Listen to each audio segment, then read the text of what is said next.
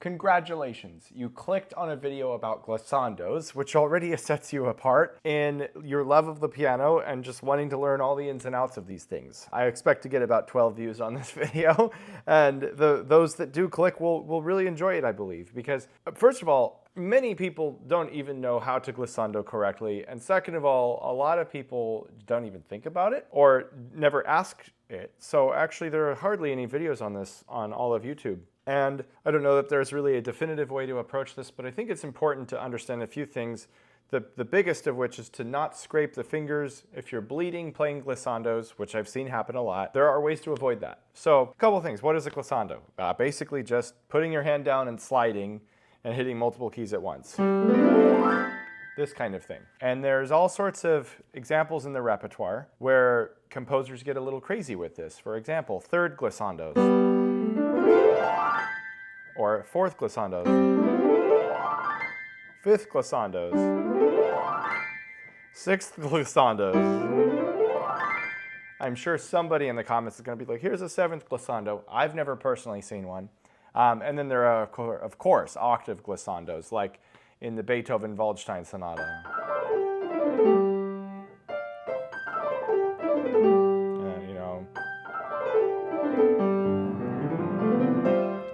With both hands and everything. And then there's the famous Cifra version of Saber Dance, where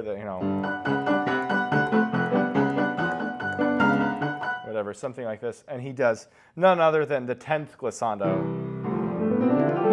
which I can hardly do.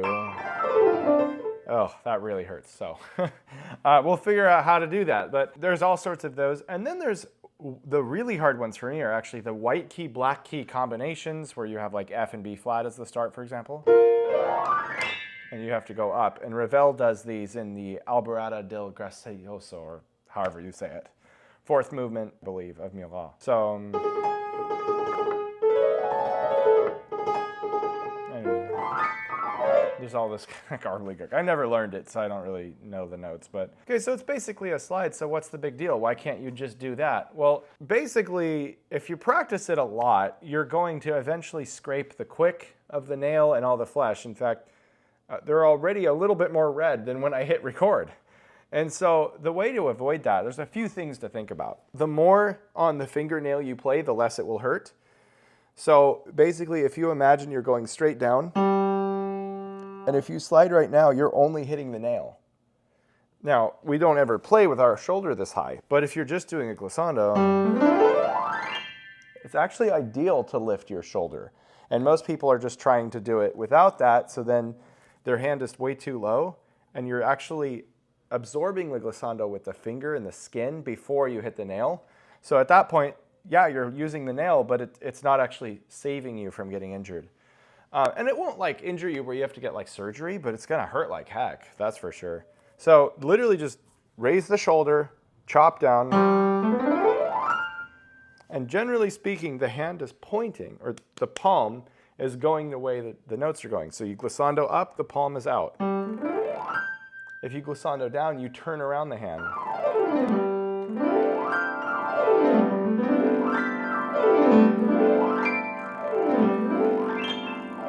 And so on and so forth. In the Ravel Piano Concerto, I did that. I'll show a clip here, essentially where I never performed it with orchestra, but basically you have this up and down, and it's marked by the other hand. And I always turned the hand as I learned that.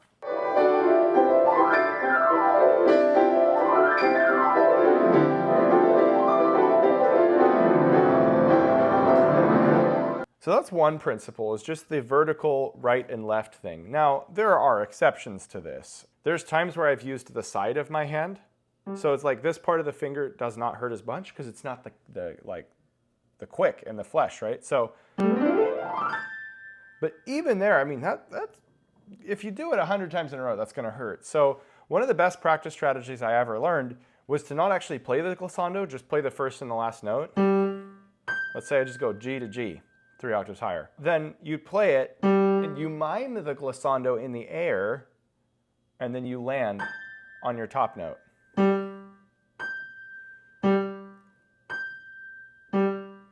And then you have absolutely no sense of pain, And the nice thing about that is it actually saves you physically, but in some ways you actually learn the accuracy better, because a lot of people will just glissando and then overshoot. Like they want to end on G and they'll go to A or B or C, you know, because they're just in such a momentum they forget to stop. That's happened to me literally in performance live. So when you actually just don't do it and you stop on the note, it teaches you your overall amount of stroke. And then it's just easier to pinpoint that. And then the other thing is, when it comes down to basically two notes at the same time, so all the thirds, fourths, fifths, sixths, all that stuff, you want as much as possible for both fingers to be pointing in the way you're going. So if you're doing a third glissando, don't go straight on, because that'll work for the third finger, but the thumb is going to have resistance. You get stuck. So if you can angle the thumb more like that, like a slippery slope, you get a lot more of a slide feel. So it's like, you get it just, so don't go straight on in double note cases. Single note, it's best to go straight on. But in thirds, you get that kind of thing. Same with fourths, fifths, and all that. And if they're white and black key, you just do that kind of thing. And so I'm always angling the hand and the fingers to get that kind of, they're both pointed the same way, the opposite way that the arm is traveling, so you get better leverage. Now, one other consideration, and that's about it for a glissando video, is the octave glissando. So most people can't do this because their hand can barely do an octave. And so we just contradict what I just said about both fingers being pointed the same direction. Because if you do this, you lose the octave stretch. So essentially you're like this, and the pinky feels good, but you're sliding against the thumb.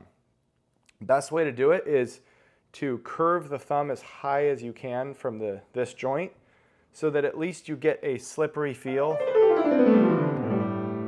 I'm going to demonstrate with the 10th, because for me, my 10th is about what most people feel like in an octave. So when I do this, then I try and like intentionally push the thumb out. So like, it's just like you can't really maintain it.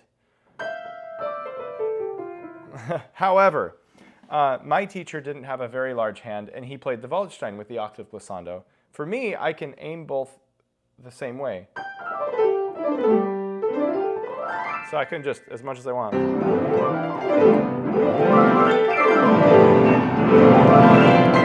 You know, if I wanted to do some crazy garbage, even white and black key. So somebody write me some crazy piece, like Hamelin level, with octave glissandos up and down, you know.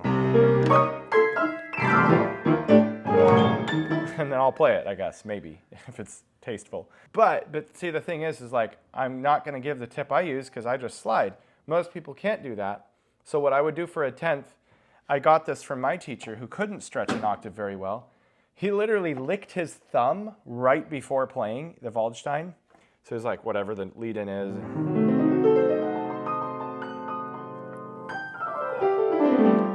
Because that gives you like a lot of slippery feel. So it would be like me doing a 10th. And it's like, there's still a 10th there. And good luck going the other way, because when you go against the pinky, you just can't do it. It's shot. But Beethoven goes down the hand. So, and the same thing here.